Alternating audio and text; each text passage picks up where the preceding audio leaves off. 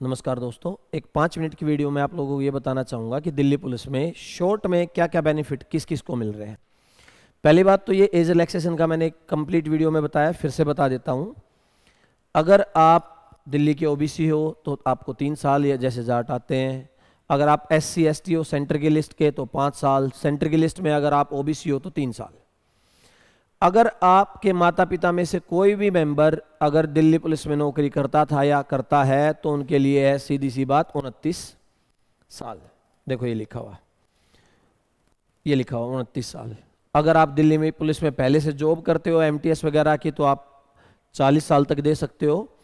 अगर कोई विडो है, डाइवोर्स्ड है या जुडिशरी सेपरेटेड है जुडिशली, तो उनको 5 साल की एक्स्ट्रा मिली हुई है। जैसे 25 है तो वो 30 साल तक भर सकते हैं। ये चीज़ें पता होनी चाहिए कि आप कितने एज तक इस वैकेंसी में एलिजिबल हो या नहीं हो। दूसरी बात इसमें जो दे रखी है वो है मेजरमेंट में, जो दिल्ली पुलिस में वर्किंग है, अगर उनके बच्चे फॉर्म भरना चाहेंगे तो अगर वो ओबीसी हैं दिल्ली के और प्लस उनके फादर दिल्ली पुलिस में नौकरी कर रहे हैं या SC हैं या ST हैं तो उनको ये बेनिफिट नहीं मिलेगा। उनको सिर्फ ओबीसी का बेनिफिट मिलेगा या फिर वो दिल्ली पुलिस वार्ड का बेनिफिट ले सकते हो, डबल बेनिफिट नहीं ले सकते। यहां पर ये क्लियर मेंशन है, will not be entitled to get double relaxation. ठीक है। तीसरी बात ये थी कि जो हाइट में दिल्ली पुलिस पर्सनल्स के बच्चों को हाइट में 5 सेंटीमीटर की छूट दी गई है और मेल को 5 की है, फीमेल को 2 सेंटीमीटर की छूट है जो फीमेल्स होंगी।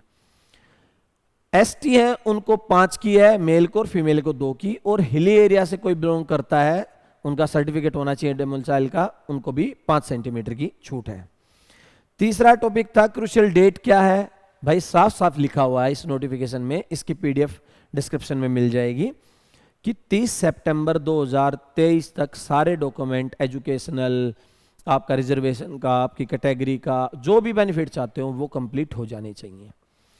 चौथी बात ये थी कि टैटू वाला अलाउड है नहीं है। टैटू अलाउड है, वहां क्लियर मेंशन है, मेडिकल में आप अनफिट नहीं होगे। बस टैटू आपके राइट हैंड पर, सैल्यूटिंग हैंड पर नहीं होना चाहिए टैटू। और टैटू की लेंथ भी है कि जैसे आपका पूरा हाथ है, हाथ की लंबाई का 1/4 से छोटा होना चाहिए। तो आप कहीं पर भी टैटू हो, सैल्यूटिंग हैंड पर ना हो और लेंथ उसकी 1/4 से कम हो। जैसे ही हाथ पर टैटू हो तो ये पूरे हाथ की 1/4 से कम हो तो टैटू अलाउड है। अगला था लाइसेंस का। लाइसेंस में ये बताया गया है कि आपके पास या तो कार का लाइसेंस हो या बाइक का हो या दोनों का हो, कोई दिक्कत नहीं है।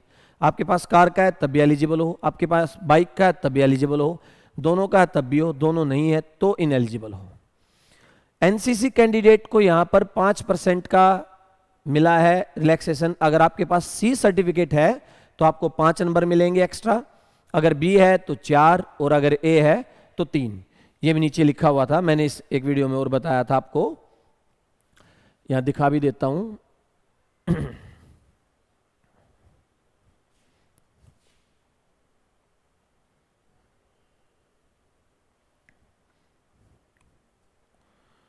देखो ये रहा, NCC C सर्टिफिकेट पर 5, B पर 3 और A पर 2%, यानी 100 नंबर का पेपर होगा उसमें 5 आपको एक्स्ट्रा मिलेंगे, C पर, B पर 3 और A पर 2।